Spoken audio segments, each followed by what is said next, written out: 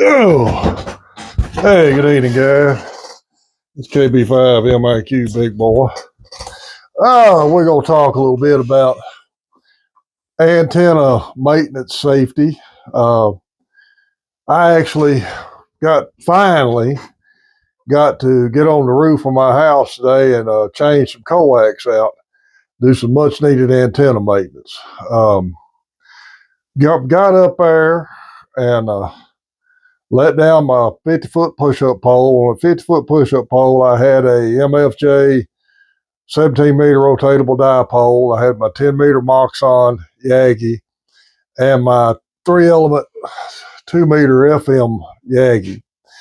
And I had some old runs of coax, so I'm not going to lie to you a bit. So I took it down, and I had bought new coax back in January, right before my dad passed, and I never had opportunity to get it on there, to get it straightened out yet, dealing with his estate and stuff. So, and it got hot this summer, and I wasn't going to do it in the heat. So I come a good day, no wind, got it done.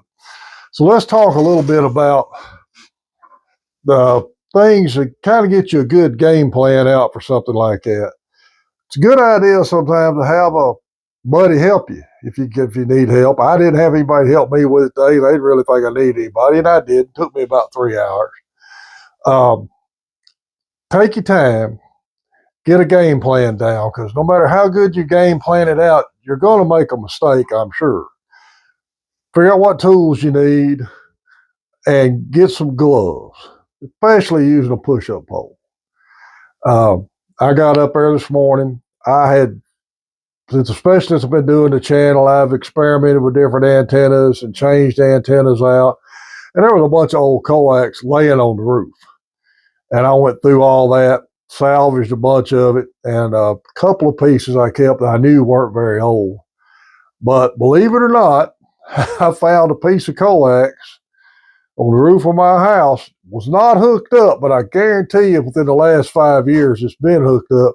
Had Tandy on the side of it, which is Radio Shack coax. And I ain't bought no Radio Shack coax since the 90s. So I'm a cheap old ham. Me and Jeff talk about that tonight. We'll both use whatever we got to get a signal out. I know there's better ways to do it, but again, cheap ham Valhalla here. So let it down. When I let it down low enough for me to work on it, I took the mast out of the rotor because the antenna's real lightweight. I took the 17-meter off of it, just set it down on the roof, and my 10-meter homemade Yagi for 2 meters, not my 10-meter, my 2-meter Yagi, had a square boom on it. And I wasn't thinking when I put it up. It's been up a couple, 3 years now, and you got a round mast with a square boom hitting it. The U-bolt had got a tad loose. It let that antenna droop down in the front. Well, Jeff's done the same thing. We both built the same antenna. And he told me he took the antenna down and put a socket and put the square boom in a vise against the socket, got it level, and just cranked that vise down enough to use the round side of that socket to make an indention in it. And I did that, and that worked good. I used the dielectric grease on all my antenna coax connections. Shout out to my NASA engineer buddy David for that idea. And when you buy a tube of that dielectric grease, I've done brought it back in the house, I think. I don't know where I put it at. It's here somewhere.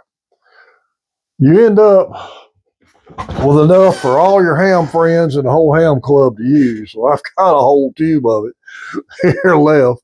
I took a pocket full of Q-tips up there with me and squirt some on a Q-tip and use a Q-tip to roll it on the thread. So we got all that done, got them all taped back up. Well, I had everything lined up. I said, well, I'm going to made my connections on my coax before I took it up there on both ends of the run of coax. Took a piece of duct tape, I wrote 10 and wrote 2. So when I drop them down under the house to hook them up, I know what's what. So I hooked them up, got everything done. I said, well, I'm not going to tangle my coax up, so I stretched it all out on the roof of behind this redneck mansion. I have a 16-foot wide, 76-foot long metal roof porch built that's not flat, but it's not got a lot of slant to it, so it's real easy to walk on. So I stretched all my coax out, fixed to pick the mast up, put it back in the rotor, and looked down. I hadn't run any of the coax down through the Yagi. And a Moxon Yagi is not like a regular Yagi where the ends are open. It's a complete sealed flat square. So I rolled the coax. I done had these taped up, greased and taped up. So I rolled them back up, fished it down like it's supposed to be. And in the process of stretching it back out, I got it tangled up and everything up where I get it tangled up in. But got it up, got everything lined back up, tower raised up, guy rope set, added another guy rope to it. Got all that done. So I got new coax on everything. I'm down to 4 antennas. I'm running my 8-band Buckmaster with RG213. I've got a dual band quarter wave diamond. I've got LMR 400 on it. And then I've got this 10-meter Moxon and my 2-meter 3-element Yagi for FM work. I'm running RG8X.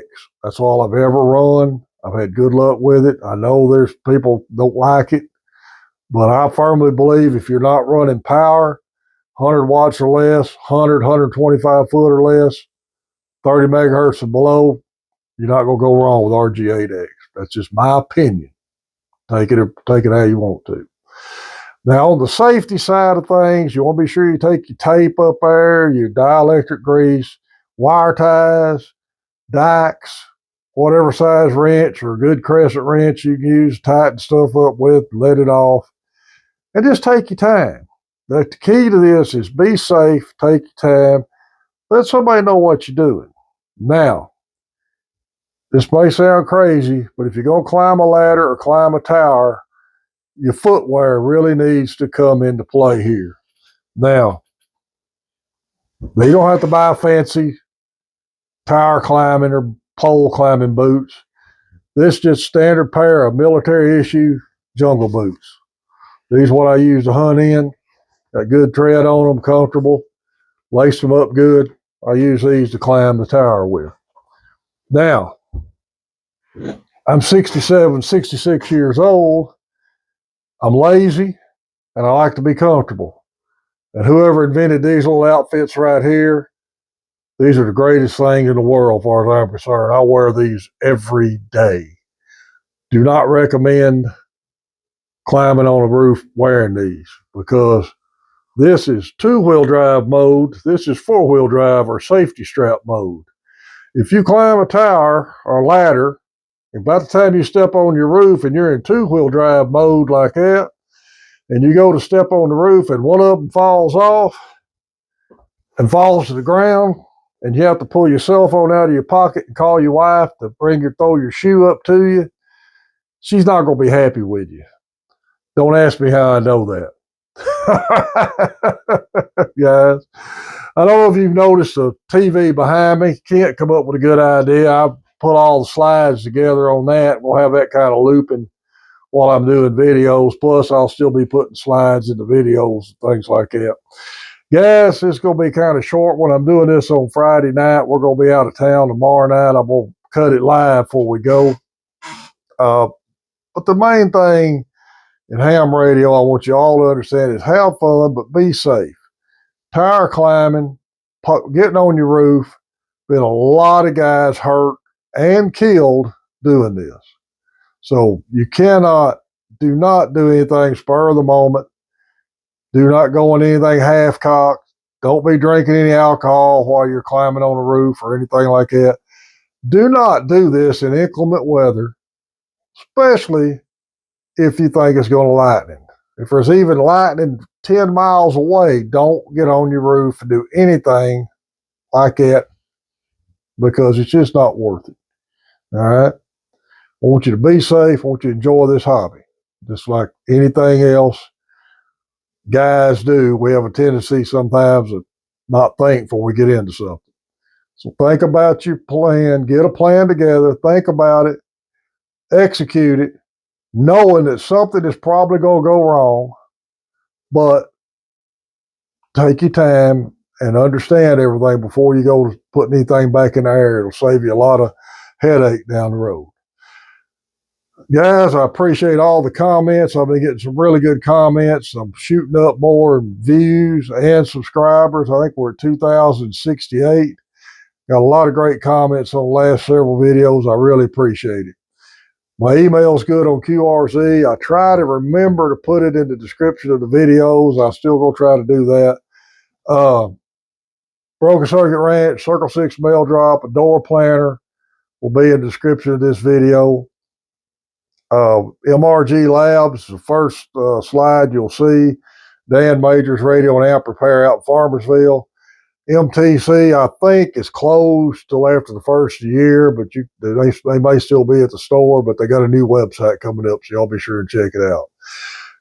Guys, appreciate everybody watching me and Old Ham Radio Cat. It's KB5 MIQ Big Boy 73.